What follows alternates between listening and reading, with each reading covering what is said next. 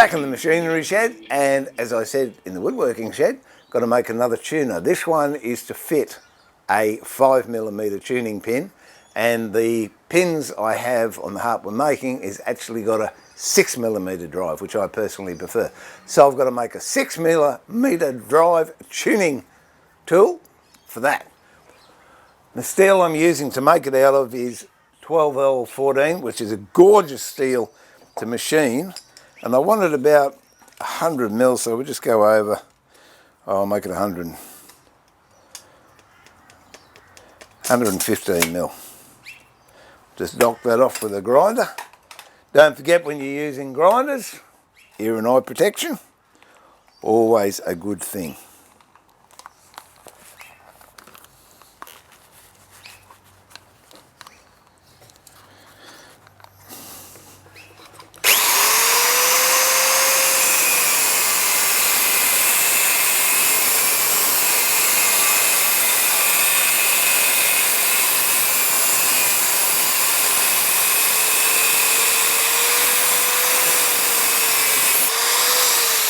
And there we have it. A bit warm on that end. Okay, so I'll put that in the lathe, and then we'll set that up, and then we'll start the process of making the actual tool. And then later on we'll go to the wood lathe and we'll make the handle. The first job I have to do before I even put a tool in here is to center drill both ends.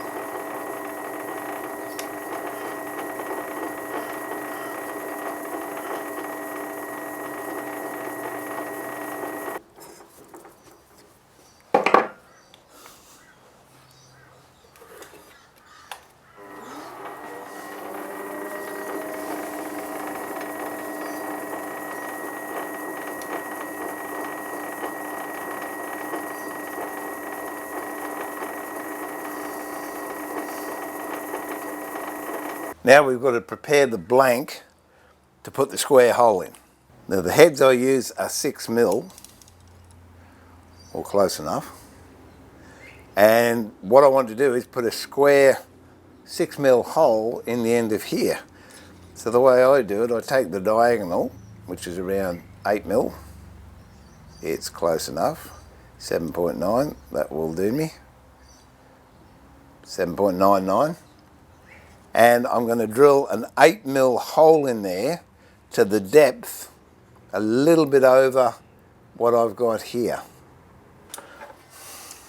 So that's about 11-12mm. I'm going to allow for the cone on the top of the drill. I'll go down about 13 or 14mm into here, and I'll use the tailstock depth to work that out.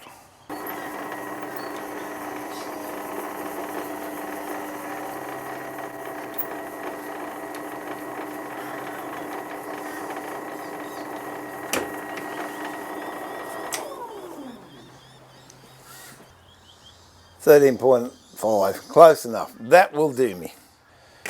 That means this should fit in there all the way up, which it does. And here we have a round harp pin, or a round hole, which the harp pin will go into, but it's not square. So what I'm going to do is heat it up, then we'll go over to the anvil and bang it square. See how quickly this works.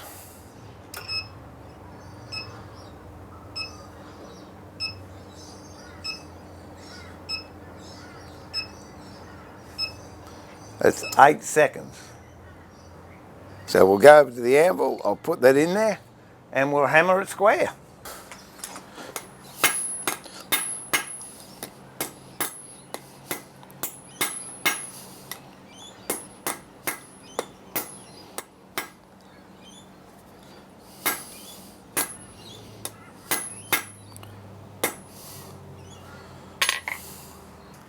With a bit of a quench. And there you have it, square hole. Now we'll go over to the lathe, turn this round, shape this, put a spigot on the end of here, and we're good to go. Now wherever that's been deformed by hammer blows, I'll have that hanging out so I can then turn that round. And as with brass, I used this tool here, now I'm cutting steel, I'm using a totally different profile cutting bit. Be a little bit clunky to start with because we've got those corners to take off.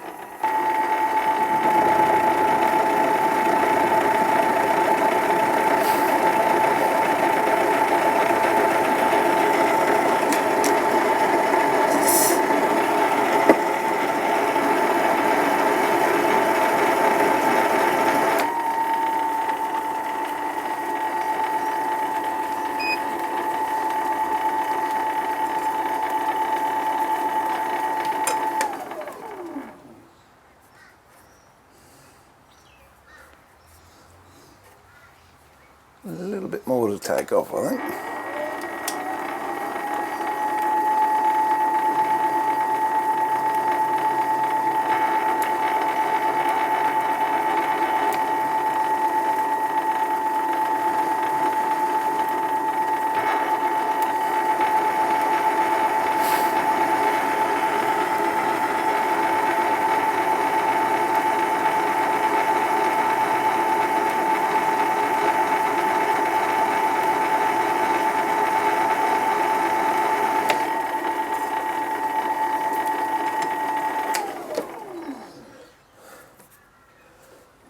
That is good enough. We've got all that square out of there. And I'll switch it over. But as you can see, we now have a square hole and a round end. Now we're just going to shape the rest of it, basically to make it look nice. It's the only reason. And that's the purpose for putting a centre hole in the back.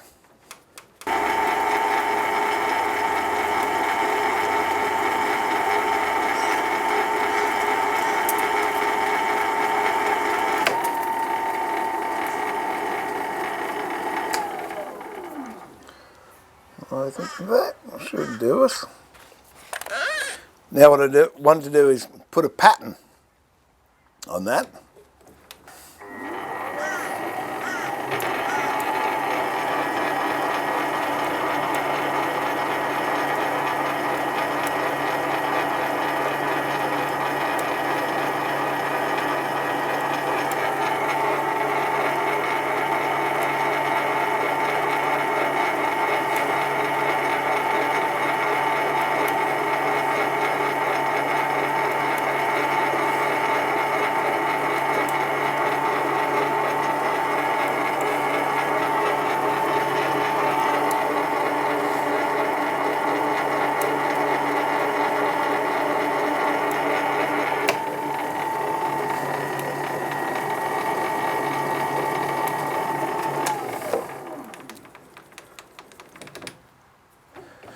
And there we have it.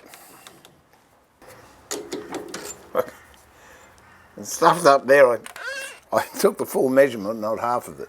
But that's the tool. We've now got to make a wooden handle for it to go in. And we're good to go.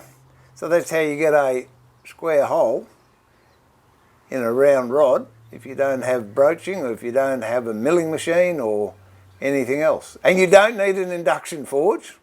It's just nice to have.